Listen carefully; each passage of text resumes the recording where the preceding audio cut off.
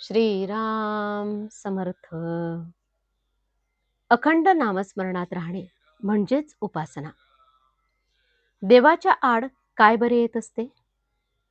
आपल्याला देवाची प्राप्ती होत नाही, याला वास्तविक आपणच कारण असतो.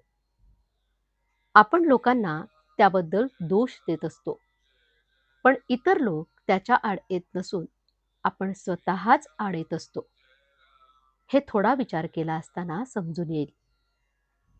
ज्याला आपले म्हणायला पाहिजे होते, त्याला आपले न म्हणता आपण दुसऱ्या कुणाला तरी आपले म्हणत असतो. आपला मुलगा, बायको, भाऊ या सर्वांना आपले म्हणत असतो. हे सर्वजण काही मर्यादेपर्यंत आपले असतात.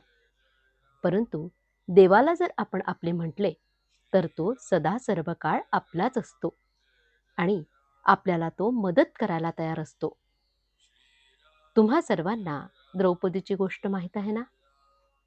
आपले भ्रातार आपले रक्षण करतील असे तिला वाटत होते, परंतु त्या कोणाकडून काही होणे शक्य नाही असे तिला दिसले.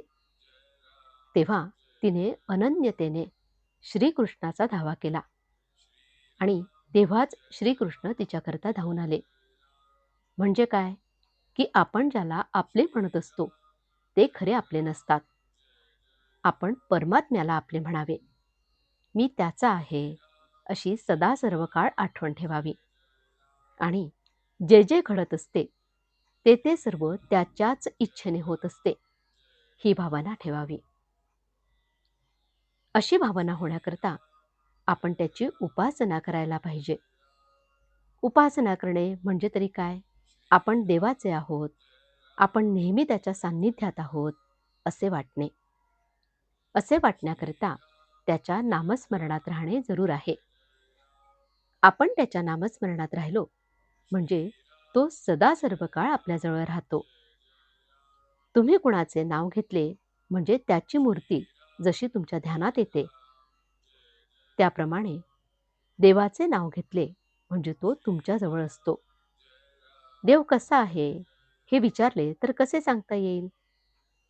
तो नामात आहे हे प्रत्यक्ष श्रीकृष्णांनीच सांगितले आहे. नाम हे त्याचे रूप, म्हणून नामस्मरण केले म्हणजे देवाला तुमच्याजवळ येणेच भाग पडते. हे नामस्मरण कसे करावे?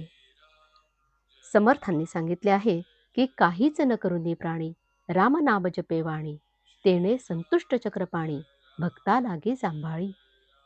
आपण नाम घेताना काहीच करत नाही का?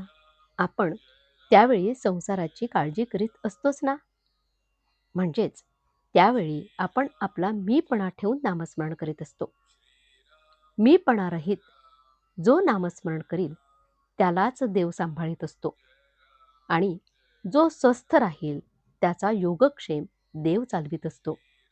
आजचे बोधवचन आपण कोणाचे तरी होऊन राहावे, गुरुचे तरी किंवा देवाचे तरी. जानकी जीवन स्मरण. जय जय राम. श्रीराम समर्थ.